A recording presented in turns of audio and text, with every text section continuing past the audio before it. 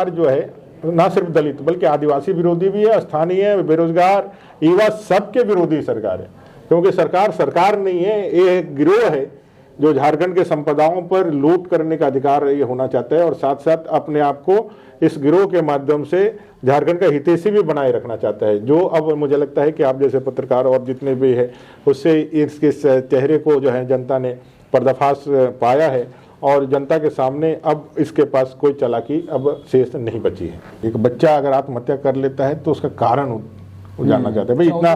14 साल का बच्चा है, पढ़ा लिखा करके पेट काट कर मजदूरी करके वो पढ़ा रहा था, बूढ़े तो अपना अच्छे भविष्य के लिए एक समझ लीजिए एक उम्मीद का किरण वही था कि भाई अगर यदि हम पेट काट करके गरीबी में यदि बच्चे को पढ़ा दें और बच्चा यदि काबिल बन जाए तो घर की दरिद्रता और गरीबी और परिवार का भी एक उन्नयन का एक रास्ता बनेगा। अब वो उम्मीद और आशा का एक जो उसका जो एक किरण दिख रहा था या जो उन्होंने आशा लगाई थी वो एक तरह से पूरी तरह से उसका कोलैप्स हो गया, ख़त्म हो गया। तो एक तो वो भी भाव है कि भाई मेरा बच्चा चले गया। अगर कोई आत्महत्या करता तो कहीं ना कहीं गिल्टी लोग आत्मग्लानि से ही इस तरह का घटना करते हैं। तो क्या ऐसी आत्मग्लानि हुई, क्या ऐसी परिस्थितियां पैदा हुई कि वो कर लिया। सरकार इस तरह से एक्टिव मोड में आ जाती है और वो भूल जाती है कि सरकार जब सत्ता में नहीं थी और सत्ता में आने का प्रयास कर रही थी तो बार बार जनसभाओं में लोगों को यह विश्वास दिलाने का कोशिश कर रही थी कि भाई ये जो सरकार आएगी, हम मूलवासी हैं, हम दलित हैं, हम आदिवासियों का संरक्षण करने वाला, यहाँ के मिट्टी के सुगंध को देने वाला और यहाँ के मिट्टी का संरक्षण करने वाला हम सरकार लेकर के आएंगे। ये हमेशा, क्योंकि जितना भी आप इस तरह की घटनाएं देखें वो बेसिकली यहाँ के स्थानीय लोगों के साथ घटित घटना है, चाहे रूपा तिर्की का मामला हो, चाहे यहाँ का मामला हो, चाहे लातेहार का मामला। पूर्व विधायक बंधु तिर्की का विधानसभा क्षेत्र है मांडर और मांडर पिछले कई दिनों से विवादों से घिरा हुआ है। आपको याद होगा कि कुछ दिन पहले ही मांडर में ही मुड़मा के इलाके में मंदिर तोड़ने का एक मसला आया जिस पर पूरा राज्य विवादों में रहा। बंधु तिर्की का विधानसभा विवादों में रहा, कई चीज़ें सामने आई, कई लोग गिरफ्तारी भी हो गए। उसके बाद अभी एक नया जो मामला आया है, मांडर के अंदर एक स्कूल है सेंट जॉन्स स्कूल और उसका जो हॉस्टल है वहाँ के एक बच्चे की संदेहास्पद स्थिति में लाश मिली है। युवराज पासवान उस बच्चे का नाम है और इस मामले पर भी बवाल चल ही रहा है। स्कूल प्रबंधन का कहना है कि उस बच्चे ने आत्महत्या की। 14 साल का बच्चा आत्महत्या कर लेता है, ये स्कूल प्रबंधन का कहना है। परिवार का कहना है कि बच्चे को मारकर कुएं में फेंक दिया गया है। जो चीज़ें सामने है उसमें ये पता चला कि जिस कुएं में आत्महत्या करने की बात की जा रही है उस कुएं में कई सारे रॉड मोटे मोटे लगे हैं, वो पूरा कवर्ड है। इन्हीं सब मसलों पर हम लोग बात करने के आए हैं। झारखंड के नेता प्रतिपक्ष अमर कुमार गौरी जी से, चंदन क्यारी से विधायक हैं और राज्य के अंदर दलित जो मुद्दे हैं उसको प्रखरता से उठाते हैं, विधानसभा के अंदर भी और ऐसे भी। और दादा, पूरा मामला तो आपको जानकारी होगा जो हंटरगंज मांडर के इलाके में हुआ है, उस पर आपको रिपोर्ट सौंपी गई है। आपने जिन लोगों को रिपोर्ट किया था, क्या उसमें आप समझ पाते हैं? अपने भारतीय जनता पार्टी अनुसूचित जाति मोर्चा की एक कमेटी इस घटना की जैसे ही जानकारी मिली थी तो हम लोगों ने लोगों से संपर्क किया था और पता किया था कि भाई आखिर मामला क्या है। तो कमेटी गई थी कल हंटरगंज, उनके परिजनों से मिली है और आज उन्होंने रिपोर्ट दिया है। तो जो बातें सामने आई है वो है कि एक तो 14 साल का बच्चा है, 7वीं क्लास के करीब पढ़ रहा था और परिजनों को जब सूचना दी गई कि भाई उनका इस तरह से घटना हुआ है तो सुबह में सूचना दी गई, आनंद फानंद में आए और आकर के उन्होंने देखा कि भाई शरीर के अंदर कई जगह चोटें हैं और वो बताया गया कि कुआं जो है उस कुआं में बच्चे ने शाम के समय कूद करके जान दे दी। और जैसा कई एक तस्वीरें भी दिखाया गया है और कई चीज़ें वीडियो के माध्यम से जो वहाँ पे लोगों ने दिखाया, अपने कमेटी के लोगों ने भी दिखाया, वो कुआं पूरी तरह से कवर अप है और मोटे सरिया से, और होना भी चाहिए क्योंकि स्कूल है और स्कूल के अंदर बच्चे रहते हैं तो सुरक्षा के दृष्टिकोण से तो इसको कवर अप रखना भी चाहिए। अब इन लोगों का कहना है स्कूल प्रबंधन का कि उसमें बच्चा कूद गया और जब हम लोगों ने झंझार लगाया और झंझार लगा करके उठाया तब जाकर के बच्चा जो है कपड़ा फंसा और कपड़ा फंस करके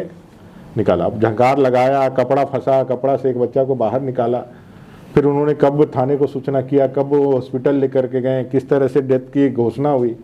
ये सारे विषय कहीं ना कहीं जांच के विषय हैं और जांच होना चाहिए, इसमें जांच दिखना भी चाहिए। अब चूंकि छठ की छुट्टी थी उस दिन पोस्टमार्टम हो गया, पोस्टमार्टम के पहले हम लोग को बताया नहीं गया। जनरली ऐसे केसेज में जहाँ स्कूल प्रबंधन या जहाँ पे संदिग्ध मौत हो, और विशेष करके जो नाबालिग लोगों के साथ, वहाँ मजिस्ट्रेट की डेपुटेशन होती है।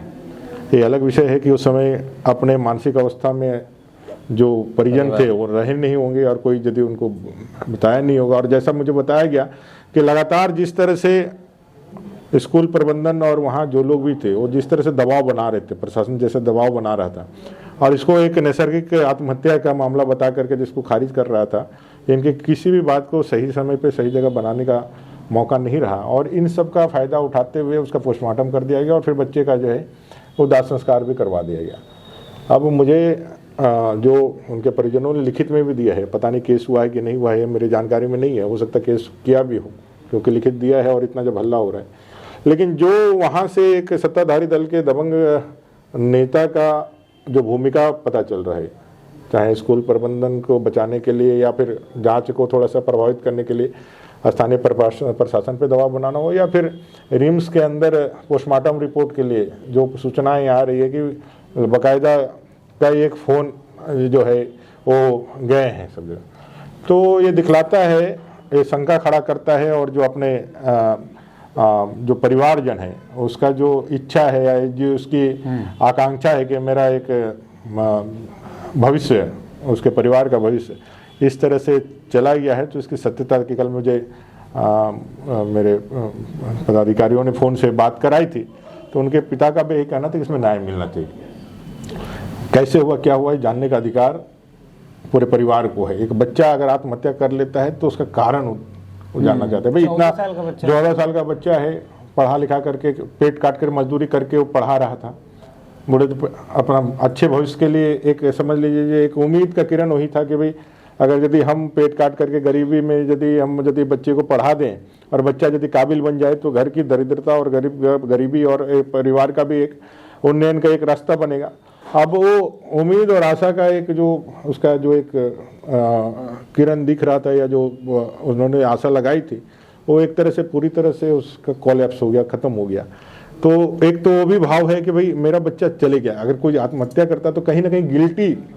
लोग आत्मगलानी से ही इस तरह का घटना करते हैं। तो क्या ऐसी आत्मगलानी हुई, क्या ऐसी परिस्थितियां पैदा हुई कि वो कर लिया, और नहीं तो फिर वो गार्जियंस का जो फाइंडिंग्स है या उनकी जो आकांक्षा है कि अब इसमें जांच होनी चाहिए और हर एंगल से जांच होनी चाहिए कि भाई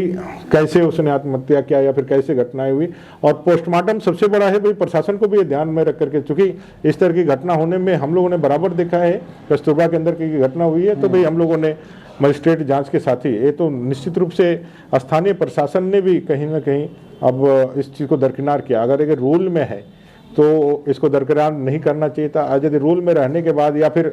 आमूमन जो है फाइंडिंग्स वरीय पदाधिकारियों के पास गया था, उनको मालूम था कि ये प्रश्न आएगा,